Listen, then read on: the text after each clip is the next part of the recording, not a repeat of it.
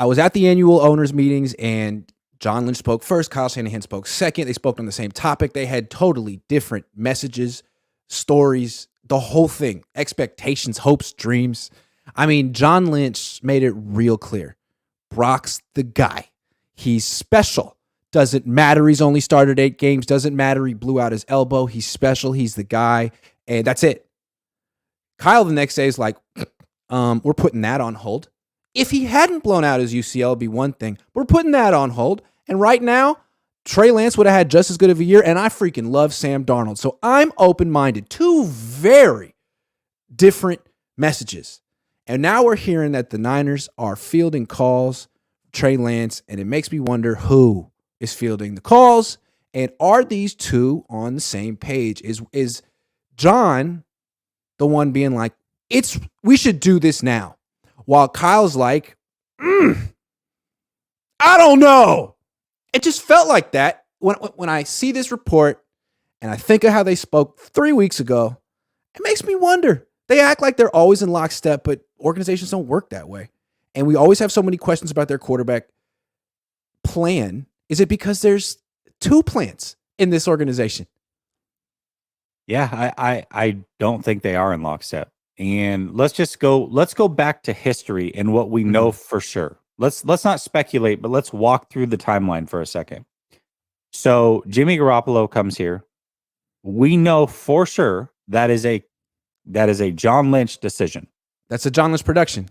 He had to talk Kyle Shanahan into it. Right. Kyle Shanahan, self-admittedly, was depressed for a couple weeks, wanted Kirk Cousins. As he should have been. As he should have been.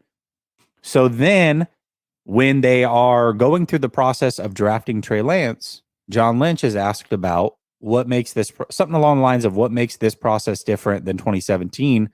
And he throws Shanahan under the bus and says, well, we didn't really even look at Patrick Mahomes or any of those guys because Shanahan had a guy in mind talking about Kirk Cousins.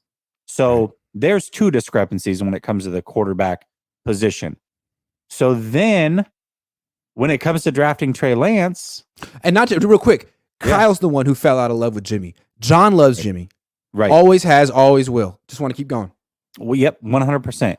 So then when it comes to drafting Trey Lance, who's a guy that gets brought up? Well, Kyle Shanahan talks about Josh Allen and how Josh Allen could have been a 49er if they didn't already have a guy under contract. Who was that guy? Well, that was John Lynch's guy, Jimmy Garoppolo. Right. And if they had just kept losing in 2017, they would have got Josh Allen in 2018. Yep. Right. And so then you look at the week leading up to the draft, the just off-kilter energy between those 2 at that press conference that Kyle wasn't even supposed to be at. Correct. You got John looking at Kyle and saying, well, I mean, I'm just going to defer to him, whatever he wants to do. So I don't think they were on the same page here. I think Lance was a Kyle Shanahan production.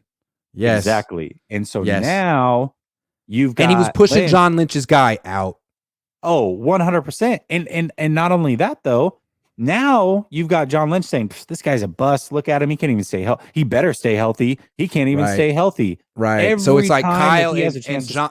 It's like Kyle and John competing for who was right, who was wrong on this quarterback issue. You were wrong about Jimmy. Well, you were wrong about Trey.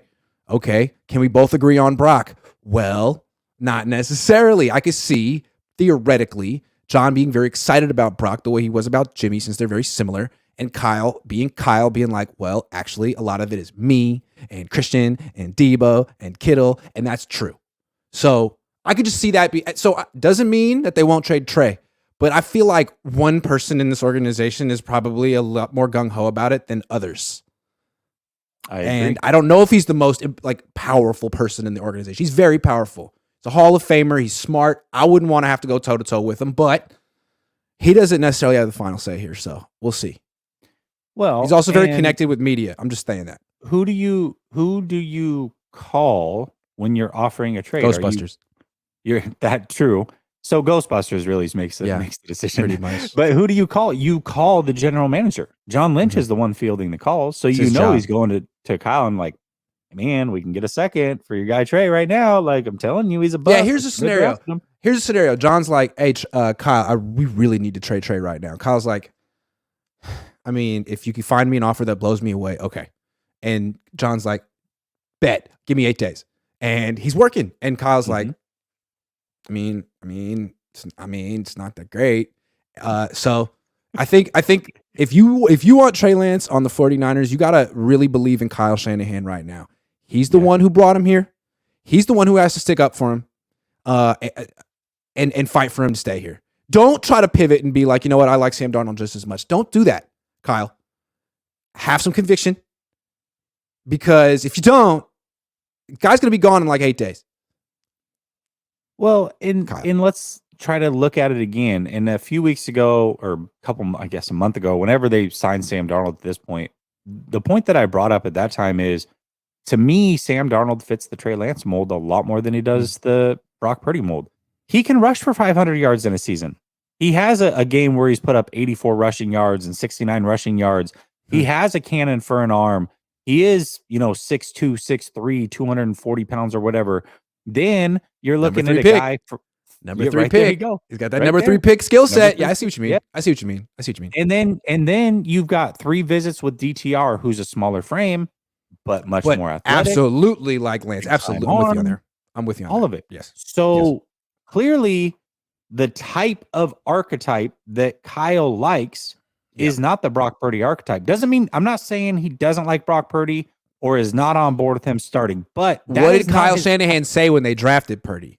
Matt Mayoko said, who is this guy? And Kyle said, he's Nick Mullins. They invoked Nick Mullins multiple times publicly. Hey, this guy is, we want a backup like that. And they were surprised at how well he moves, because Mullins can't move like that. And maybe the confidence and poise too. But essentially, when they drafted him, Kyle saw Nick Mullins' skill set. Kyle isn't the kind of guy who changes his mind that quickly. He's going to still see him that way. And he's going to say, yeah, he had a lot of experience, a lot of success. And I give him credit for that. And now I trust him to run my offense. But come on, I'm not going to act like I totally miss something, because Kyle doesn't think that way.